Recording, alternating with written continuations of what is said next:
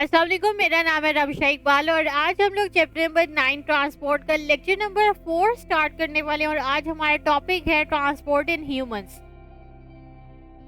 पीछे हम लोगों ने जितना भी ये चैप्टर पढ़ा है इसमें हम लोगों ने ट्रांसपोर्ट इन प्लांट्स के बारे में डिस्कस किया। अब हम लोग स्टार्ट करने वाले हैं ट्रांसपोर्ट इन ह्यूमंस, और पूरा बाकी का जो चैप्टर है वो हम लोगों ने सिर्फ ट्रांसपोर्ट इन ह्यूमंस के बारे में ही डिस्कस करना है। तो कह लें कि ये अब मेन जो इंटरेस्टिंग पार्ट है वो इस चैप्टर का अब स्टार्ट हुआ है, ठीक है। क्योंकि ज्यादातर बच्चों को ह्यूमंस में ज्यादा इंटरेस्ट होता है एज कम्पेयर टू प्लांट्स की स्टडी में, इस वजह से कह रही हूँ। अच्छा, ट्रांसपोर्ट इन ह्यूमंस जिस तरह से बाकी एनिमल्स होते हैं, ह्यूमंस में भी ट्रांसपोर्टेशन दो सिस्टम से अकर होती है। एक होता है हमारे पास ब्लड सर्कुलेटरी सिस्टम और एक होता है lymphatic system. Blood circulatory system में क्या होता है कि जिसमें ब्लड पूरी बॉडी के अंदर सर्कुलेट करता है। यही आज हम लोग जो है वो डिटेल के साथ ब्लड के बारे में डिस्कस करेंगे, ठीक है। दूसरा आता है लिम्फेटिक सिस्टम, ये कि ये जो है थोड़ा सा इम्यून सिस्टम से रिलेट करता है, ये वाला सिस्टम, ठीक है। लेकिन आपकी बुक में सिर्फ ब्लड सर्कुलेटरी सिस्टम के बारे में ही डिस्कस किया हुआ है, इसलिए हम लोग इसी को ही डिटेल में स्टडी करेंगे। ये दोनों सिस्टम्स जो होते हैं हमारी बॉडी के अंदर, ये कोऑर्डिनेट करते हैं, ठीक है, एक दूसरे से। इसी वजह से ट्रांसपोर्टेशन में ये दोनों हेल्प आउट करते हैं। अच्छा, ब्लड सर्कुलेटरी सिस्टम के लिहाज से बात करें तो ह्यूमंस में जिस तरह से बाकी वर्टिब्रेट्स को अगर आप देखें, वर्टिब्रेट्स वो वाले होते हैं ना एनिमल्स जिसके अंदर बैकबोन होती है, ठीक है, ये तो आप लोगों को ऑलरेडी आइडिया होगा। तो जिस तरह से बाकी वर्टिब्रेट्स होते हैं, ह्यूमंस के अंदर भी क्लोज्ड ब्लड सर्कुलेटरी सिस्टम होता है। अच्छा, अब इसको क्लोज्ड ब्लड सर्कुलेटरी सिस्टम क्यों कह रहे हैं, इसका मतलब ये है कि इसके अंदर जो भी वेन्स, आर्टरीज, कैपिलरीज के अंदर जो ब्लड होता है वो उनके अंदर ही प्रेजेंट होता है, वो बाहर नहीं निकलता। इसी वजह से इसको हम लोग क्या कहते हैं, क्लोज्ड ब्लड सर्कुलेटरी सिस्टम, कि उसके अंदर से ही सिर्फ ब्लड ने सर्कुलेट करना होता है, बाहर नहीं निकलना। ओपन ये ब्लड सर्कुलेटरी सिस्टम नहीं है, ये क्लोज्ड ब्लड सर्कुलेटरी सिस्टम है। ब्लड सर्कुलेटरी सिस्टम के अगर हम कंपोनेंट्स की बात करें तो इसमें मेन 3 कंपोनेंट्स आते हैं, जिसमें ब्लड आता है, हार्ट आता है और ब्लड वेसल्स आता है। अब हम लोगों ने इन तीनों कंपोनेंट्स को बहुत ज्यादा डिटेल में स्टडी करना है, जिसमें सबसे ज्यादा हम लोग ब्लड को स्टडी करेंगे, ठीक है। आज हम लोग ब्लड को कह लें कि सिर्फ इसका स्टार्ट करने वाले हैं, ये बहुत लंबा और लेंथी टॉपिक है, ठीक है। तो ब्लड को अगर देखें तो ब्लड क्या होता है, ये तो ऑलरेडी आपको आइडिया होगा कि ब्लड असल में होता क्या है। ये स्पेशलाइज्ड हमारी बॉडी का फ्लूइड होता है, ठीक है, जिसके अंदर क्या क्या चीजें होती है, यानी कि ये किन चीजों से इसके अंदर प्रेजेंट होती है। उसमें आता है लिक्विड होता है और दूसरा होती है ब्लड सेल्स। दो चीजें इनके अंदर प्रेजेंट है ब्लड के अंदर। अब जो लिक्विड इसके अंदर प्रेजेंट होता है उसको हम लोग कहते हैं ब्लड प्लाज्मा, और बाकी ब्लड सेल्स में वो हम लोग नेक्स्ट लेक्चर में डिटेल्स के साथ पढ़ेंगे। उसमें कौन कौन से ब्लड सेल्स आते हैं, उसमें व्हाइट ब्लड सेल्स आ जाते हैं, रेड ब्लड सेल्स आते हैं, प्लेटलेट्स आते हैं, ठीक है।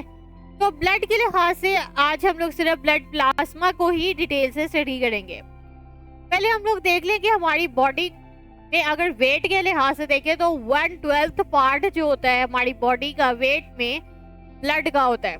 इतना हिस्सा हमारी बॉडी के वेट का ब्लड होता है, ठीक है। और एवरेज जो एडल्ट बॉडी होती है, एडल्ट बॉडी का तो ऑलरेडी ही पता होगा, तो एवरेज जो एडल्ट बॉडी होती है उसके अंदर 5 लीटर्स ब्लड होता है। हेल्दी पर्सन के लिहाज से बात करें तो ब्लड के अंदर दो चीजें अभी मैंने आपको बताई हैं, एक होता है लिक्विड, एक होता है ब्लड सेल्स। लिक्विड का मैंने आपको कहा है उसको क्या कहते हैं, ब्लड प्लाज्मा।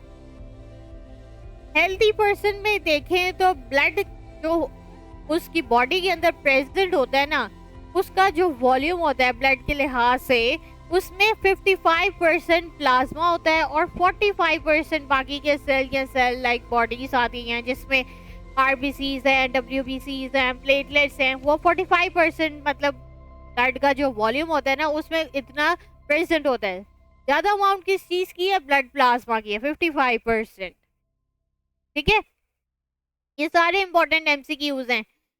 अब ब्लड प्लाज्मा को अब हम लोग देख लें वो क्या होता है। ब्लड प्लाज्मा प्राइमरी वाटर होता है, यानी कि ये लिक्विड होता है एक तरह से। इसके अंदर क्या क्या चीजें प्रेजेंट होती है, इसमें प्रोटीन्स होती हैं, सॉल्ट्स हैं, मेटाबोलाइट्स हैं और वेस्ट भी डिसॉल्व हुए होते हैं। अब ये जो लिक्विड है, जो भी ये ब्लड प्लाज्मा है, इसमें जो लिक्विड पार्ट है उसके अंदर 90 से 92% तो सिर्फ प्लाज्मा होता है, बाकी 8 to 10% बाकी डिसॉल्व्ड सब्सटेंसेस वगैरह प्रेजेंट होते हैं।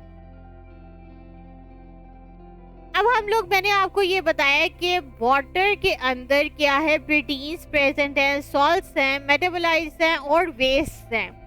अब इनका हम लोग देख लें कि इनकी कितनी अमाउंट मतलब कि ब्लड प्लाज्मा के अंदर प्रेजेंट है। सॉल्ट्स की लिहाज से बात करें तो प्लाज्मा जो है वो उसके अंदर 0.9% जो सॉल्ट्स होते हैं उतने ही प्रेजेंट होते हैं बाय वेट, यानी कि प्लाज्मा का जो भी वेट है उसके अंदर 0.9% क्या होती हैं, सॉल्ट्स प्रेजेंट होती हैं। अब सॉल्ट्स में भी कौन कौन से आते हैं, ज्यादातर जो अमाउंट में प्रेजेंट होते हैं उसमें होते हैं NaCl और बाइकार्बोनेट। NaCl जो कि जिसे हम लोग टेबल सॉल्ट भी कहते हैं, और जो ट्रेस अमाउंट्स में हमारे पास सॉल्ट्स प्रेजेंट है उसमें कैल्शियम है, मैग्नीशियम, कॉपर, पोटेशियम में और जिंक आते हैं। ठीक है, अगर इन सॉल्ट्स में जरा सा भी चेंज आ गया है इनकी कंसंट्रेशन में, तो उससे क्या होगा, ब्लड की जो पीएच होती है वो चेंज हो जाएगी। अगर मैं आपको बताऊं कि नॉर्मल जो पीएच हमारे ब्लड की होती है ना वो 7.4 होती है, ठीक है, लेकिन अगर तो सॉल्ट्स की कंसंट्रेशन में थोड़ा सा चेंज आ गया उससे क्या होगा, पीएच ब्लड की चेंज हो गई है। ठीक है, आगे हमारे पास आता है प्रोटीन्स। प्रोटीन्स जो हमारे पास प्लाज्मा के अंदर कितनी प्रेजेंट होती हैं, वो होती हैं 7 to 9%। सॉल्ट्स की बात की है हम लोगों ने 0.9%। 7 to 9% जो है हमारे पास जो प्लाज्मा है उसके अंदर प्रेजेंट है प्रोटीन्स। ठीक है, इंपॉर्टेंट प्रोटीन्स कौन कौन सी आती है, इसमें 3 आती हैं। एक होता है एल्ब्यूमिन, एंटीबॉडीज और फिब्रिनोजन।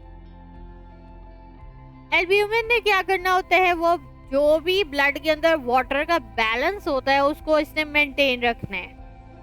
और जो फिब्रिनोजन होती है वो क्या करती है, वो ब्लड क्लॉटिंग प्रोटीन्स होती है, यानी कि क्लॉटिंग में बॉडी में कोई भी क्लॉटिंग का प्रोसेस करना है किसी जख्म की वजह से, तो वो फिब्रिनोजन का काम होता है। एंटीबॉडीज क्या होती है, ये हमारी बॉडी तब प्रोड्यूस करती है जब भी कोई हार्मफुल सब्सटेंसेस हमारी बॉडी के अंदर आ जाए ना, तो फिर इस तरह की प्रोटीन्स तब डेवलप होती हैं। ठीक है, अच्छा, हम लोगों ने सॉल्ट्स देख लिया, प्रोटीन्स देख ली कि वो कितनी प्लाज्मा के अंदर प्रेजेंट है। साथ में इसके अंदर क्या होता है, प्लाज्मा के अंदर जो कम अमाउंट में प्रेजेंट होती है उसमें डाइजेस्टेड फूड आ जाता है।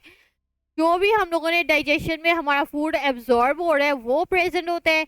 नाइट्रोजनस वेस्ट आ जाते हैं, यानी कि प्रोटीन का सपोज के मेटाबॉलिज्म हुआ है, ठीक है, उसमें जो भी वेस्ट वगैरह होंगे उनके जो प्रोडक्ट्स होंगे वो भी उसके अंदर प्रेजेंट होंगे। इसके अलावा हार्मोन्स भी होते हैं ब्लड में। साथ में हमारे पास रेस्पिरेटरी गैसेस भी प्रेजेंट होती है जिसमें कार्बन डाइऑक्साइड और ऑक्सीजन आते हैं। ठीक है, ये तो ऑलरेडी आप लोग को इसका पता ही होगा क्योंकि हम लोग ब्रीथिंग के प्रोसेस में भी यही दो गैसेस को ही यूज करते हैं। ठीक है, तो आज हम लोगों ने सिर्फ ब्लड प्लाज्मा को देखना था। ये टॉपिक बहुत सिंपल और बहुत छोटा सा था, इसमें हम लोगों ने सिर्फ इसको एज अ शॉर्ट क्वेश्चन और एमसीक्यूज के लिए ही इसको आप याद करें। ठीक है, मैं अब आपको बुक से बता देती हूँ। यहाँ से आज हम लोगों ने स्टार्ट किया है ट्रांसपोर्ट इन ह्यूमंस, और यहाँ से आप कह लें कि इस चैप्टर का मेन पार्ट स्टार्ट हो रहा है। यहाँ से आगे कह लें कि सारे लॉन्ग क्वेश्चंस वगैरह भी हैं। ठीक है, वो भी मैं आपको साथ साथ बताऊंगी। सबसे पहले हम लोगों ने देखा है कि ट्रांसपोर्टेशन होती है किन प्रोसेस से है, इन सिस्टम्स में इसमें 2 आते हैं, ब्लड सर्कुलेटरी सिस्टम और लिम्फेटिक सिस्टम। हम लोगों ने किसको स्टडी करना है, हमने ब्लड सर्कुलेटरी सिस्टम को स्टडी करना है। ठीक है, और इस हमारी बॉडी के अंदर कौन सा सर्कुलेटरी सिस्टम होता है, क्लोज्ड होता है। अच्छा, ब्लड के लिहाज से हम लोगों ने स्टडी किया है कि इसकी ये डेफिनेशन आपने याद करनी है, ये बहुत इंपॉर्टेंट एमसीक्यूज और शॉर्ट क्वेश्चन है, ये सारे आपने याद करने हैं शॉर्ट क्वेश्चंस और एमसीक्यूज के लिए। ये जो डायग्राम बनी हुई है ये भी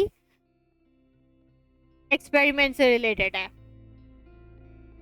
ब्लड प्लाज्मा के लिहाज से हमने बात की, इसमें क्या कुछ होता है, 90 to 90% प्लाज्मा है, 8 to 10% डिसॉल्व सब्सटेंसेस, सॉल्ट्स हमारे पास 0.9% है, प्रोटीन्स हमारे पास 7 to 9% है। कौन कौन से इंपॉर्टेंट प्रोटीन्स है वो भी बताई हुई है। ये सारी आपने इंपॉर्टेंट शॉर्ट क्वेश्चंस और एमसीक्यूज के लिए करना है। आज हम लोगों ने बस इतना सा ही पढ़ा था। नेक्स्ट टाइम हम लोग फिर बाकी के, अभी मैंने आज ही आपको बताया ना कि ब्लड के अंदर जो होता है, कौन कौन से कंपोनेंट्स होते हैं ब्लड के अंदर। इसमें हम लोगों ने सबसे पहले देखा है कि इसमें ब्लड प्लाज्मा होता है और दूसरा हमारे पास क्या होते हैं, सेल्स या सेल लाइक बॉडीज होती हैं। तो वो हम लोग अब नेक्स्ट लेक्चर में मैं आपको ये पढ़ाऊंगी, ठीक है। तो अगर आपको वीडियो पसंद आई है तो लाइक करें, शेयर करें, सब्सक्राइब करें। अगर किसी चीज़ की समझ नहीं आ रही तो नीचे कमेंट्स में पूछें। लिंक आपको नोट्स का डिस्क्रिप्शन में मिल जाएगा। साथ में कोड लिंक दिया हुआ है जो कि प्रोडक्ट स्टोर है, वहाँ पे जाएं, कोई चीज़ बाय करना चाहते हैं तो कर सकते हैं। तो आज के लिए इतना ही, अल्लाह हाफिज़।